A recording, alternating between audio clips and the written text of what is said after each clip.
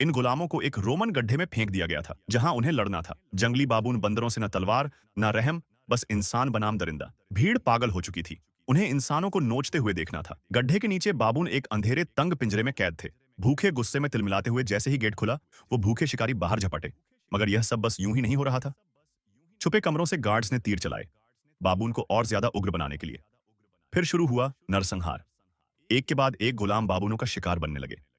मगर जो मुखिया था, उसने लड़ने से इनकार कर दिया। उसने मौत को गले लगाने का फैसला किया। लेकिन भूखे बाबून किसी को नहीं छोड़ते। एक बाबून ने देखा, वो मुखिया बिना हिले खड़ा है। वो झपटता है और उसका गला चीर कर रख देता है। खून उड़ता है।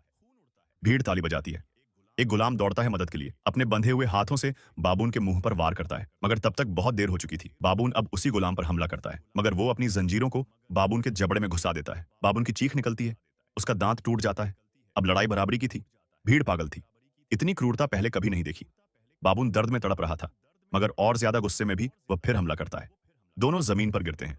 बाबून गुलाम का गला चीरने की कोशिश करता है, मगर गुलाम उसका हाथ पकड़ लेता है। फिर इंसान जानवर बन जाता है। गुलाम बाबून के हाथ को ही काट लेता है। बाबून दर्द से चीख उठता है। अब बाबून डर चुका था। उसने ऐसा पागल इंसान कभी नहीं देखा था।